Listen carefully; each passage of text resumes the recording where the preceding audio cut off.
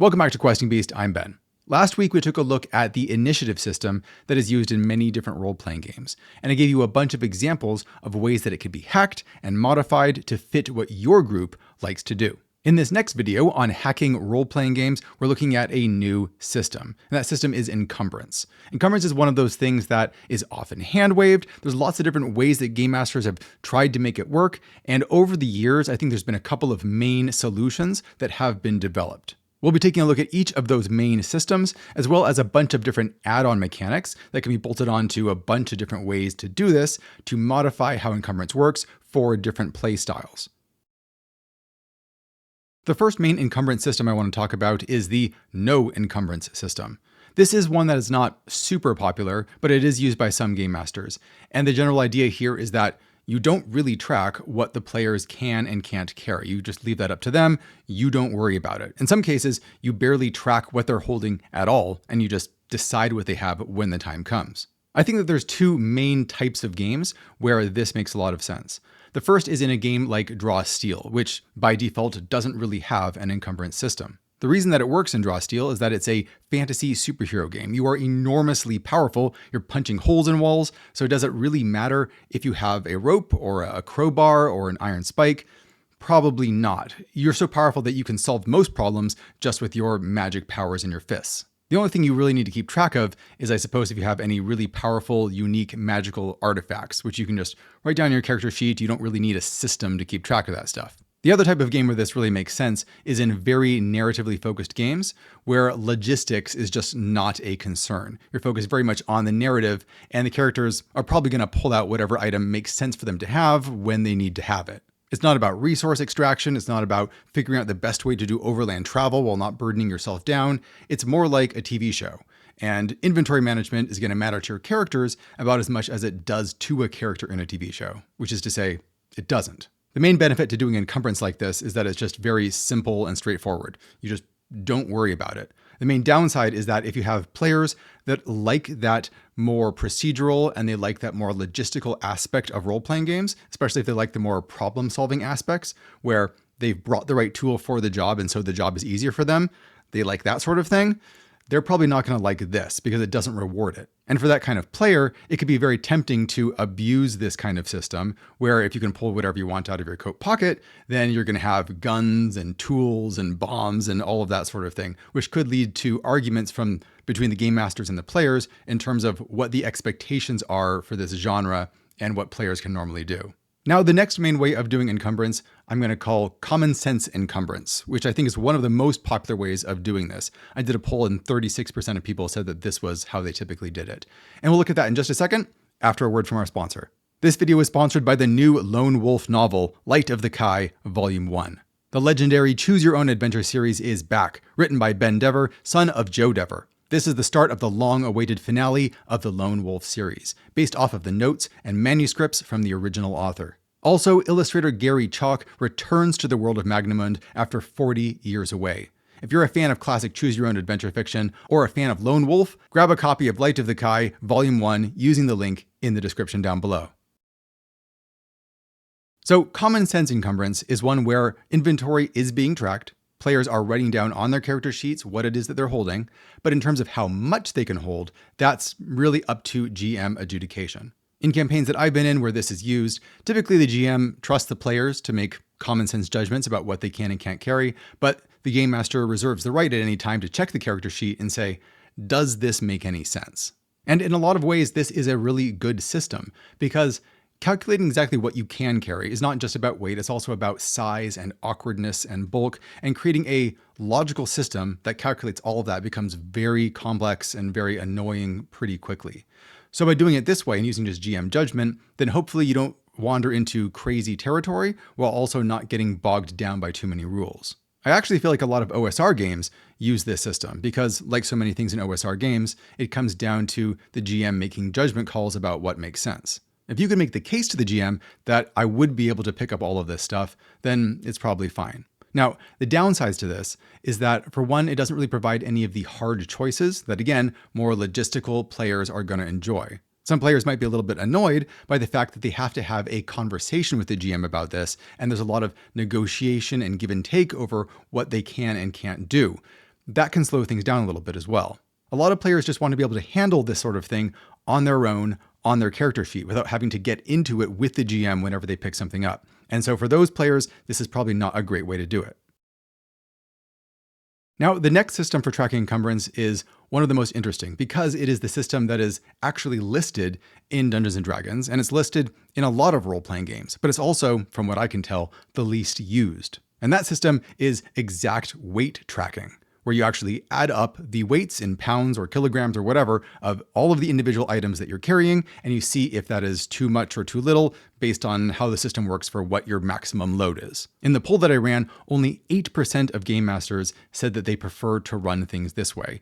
It's just too much work for most people. It's not super difficult if you're running things online because you can use spreadsheets and automatic tools to keep track of all of that for you. But when you're running in play, having a running tally of lots of small numbers is just too annoying for most people. One interesting twist on this system is in early versions of Dungeons & Dragons, the weights of a lot of things that you would carry wasn't listed in pounds, but in coins, because coins was the unit of weight that you had to worry about. These games were about getting into dungeons and extracting huge amounts of gold and silver, and so that's mostly what you would be tracking. But frankly, in all of my years of running and playing in OSR games, I don't think I've seen someone actually use that system, although I'm sure there are tables that still do. Now, when it comes to tracking encumbrance in RPGs, my research shows that there is one method that is now the most popular, although it's very close to the GM adjudication method, and that is slot-based methods. In a slot-based method, your character has a certain number of normal-sized items that they are allowed to carry. Different systems judge this in different ways. Typically, a normal-sized item is something that's about 5 pounds, something that can be easily held in one hand, like a one-handed sword is often the standard unit that is used. And when all of the given slots for your character are filled up, then you can't carry any more, or maybe there is a big penalty if you go over that amount. Very heavy or bulky items might take up 2 or 3 slots, but basically the weight and the size of the items is heavily abstracted into this chunk, the slot. This dramatically simplifies the math and makes it so that players can easily calculate on their own how much stuff that they're carrying and if they're carrying too much. They don't have to look at the book, usually. They don't have to talk to the GM. It's all just handled on their own and the GM can worry about other stuff. Now, when it comes to encumbrance systems, slot-based systems are my favorite. I've used them in a number of games like Knave 2nd Edition, for example, or things like Maze Rats.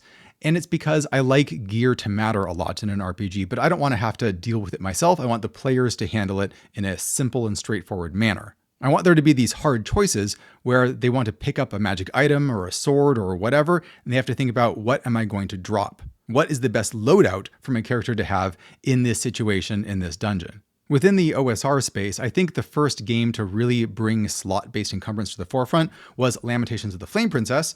I have Veins of the Earth here, which has a very interesting hacked version of it. But if you want to go back even further, I think the first RPG to use a system like this was Toon. At least that's what the internet tells me. I haven't actually played that game. One of the fun things about slots is that there's a lot of interesting things that you can do with that mechanic once you have it in place. So for example, in Knave, I actually allow wounds to fill up slots. So each slot represents not just how much you can carry, it's also kind of an amount of health that you have. As you take damage past your hit points, wounds start filling up your item slots, showing you to become weaker and weaker and not able to carry as much. I also use your item slots as spell slots. So if you want to be a wizard, you want to have a lot of spells, each spell takes up a slot in your character sheet. So if you want to have a lot of magic, then you can't have as many weapons or armor. In games like Mouse Ritter, if you gain conditions like weak or hungry or things like that, those also fill up slots. So there's a lot of game design space surrounding slots that can be a lot of fun to play with. One last example of this is, again, in Mouse Ritter. Here's the Mouse Ritter character sheet. You can see that all of the slots here are squares, and you actually have these sheets of cards that you can punch out. And these are now physical objects that you place on your character sheet and you arrange in the spaces. All of these token pieces are all squares and rectangles, but you could easily imagine a system where these were weird Tetris shapes, so you had to puzzle everything together like in a lot of computer RPGs. And a fun aspect of that is because they're physical objects, you can take them off your character sheet and hand them to other players who then have to fit it onto theirs. The earliest example that I've seen of this, which I think Mouse Ritter may have got it from, I'm not totally sure, is the blog Last Gasp Grimoire, and it's set in Carpathium. This is a now defunct blog, but it's still available online, and it is absolutely packed with amazing rules hacks for D&D that I think a lot of people were inspired by. I certainly was. Now, no system is perfect. Even in a slot-based system, there's going to be edge cases where it's not totally clear how big an item is and how many slots it takes up, so there can still be some GM adjudication needed. And there's always going to be people who want a much more realistic system where you actually want to get down to the granularity of exactly how many pounds something weighs. But I think that if you have a campaign where you want inventory to matter, slots tend to be the best middle ground, at least for most groups. So those are the main core systems for tracking encumbrance that I see in role-playing games. However, there's a number of tweaks or little add-on systems that you can bolt onto a lot of these to give a different gameplay effect. Let's take a look at a few of them. So the first of these little systems to talk about is an accessibility or a readiness system. So in my game Maze Rats, you can see over here on the character sheet that there is a section for what is in your hands, what is on your belt, what is being worn on your body, and what is in your backpack. And those things can all be relevant to gameplay. If you place items in areas that are easily accessible, then you can say that you can switch them out very quickly during combat, whereas stuff that's in your backpack can take a lot longer to get, maybe a whole round. I've seen games like Troika actually gamify this, where the order of the items in your backpack matters, where stuff that's near the top of your backpack is going to be much easier to grab out than stuff near the bottom. So during downtime, you sometimes shuffle and repack your backpack so that the things that you might need in combat are near the top. That can be a fun little twist. You can also implement systems for item degradation and breakage, although you have to be careful or this can get really fiddly. You can do stuff with weapons a little bit more easily, where perhaps on critical misses, then there's a chance that the item breaks, or maybe gets a notch in it, and too many notches means that it breaks. Perhaps when you take damage, then maybe a random item in your backpack gets damaged, and if it's a fragile item like a potion, then it explodes. There's lots of little ways that you can tweak this, although, like I said, it can be too much for a lot of people. A system like this is probably going to be the most important when you're having a very survival-focused game, where making sure that all of your items and your equipment stays in top condition is going to be really important.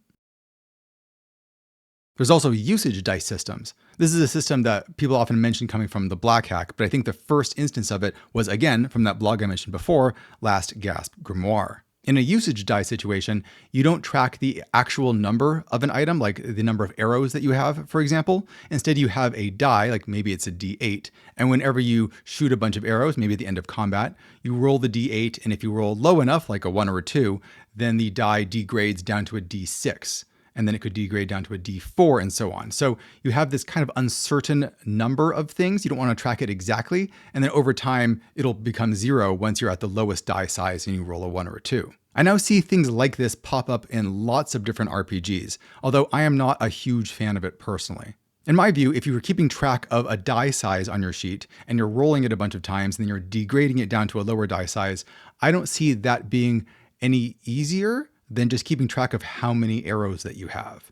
Those seem like the same amount of difficulty to me. So if I had to pick one of them, I would just pick the number of arrows because it's more concrete, and I like things to be concrete for the most part. Now, if you want to get even more abstract, you can go all the way up to quantum inventory, where you have unknown items in your inventory, even though you're tracking how much space you have, and you decide what they are when the time comes. Some systems have just a generic supply resource, where before you start a mission, you decide how many supplies that you have, and those can be converted into physical things like torches or ropes when you need them to be. So doing this creates a kind of middle ground where you have the more narrative focus of my character would just have what they need, and I don't want to think about shopping and planning for it ahead of time, while still making inventory space matter, because you can't take an infinite amount of these generic supplies. I think this sort of thing is probably best for groups that just don't like the shopping process. They don't like going through a list of items and figuring out exactly how many ropes and chisels that they brought with them. I'm someone who actually does like that, and I like being the person who thought to bring along the tool that we needed. So this is not a good fit for me, but I can see it working for some groups. Now, as in my previous video, this is only scratching the surface of what is possible with encumbrance rules. I'm sure there's plenty of great systems out there that I have not heard of or things that have just slipped my mind. Please put those down in the comments below if you have a favorite one of your own. As with initiative, this is all about figuring out what your group likes. What is your campaign like? If it's very heroic or very narrative driven, then you might not need to track encumbrance at all. Whereas if it's more logistical and this sort of thing matters, then you should think about how much do you want the GM to be involved in this, and how much detail do you want to go into?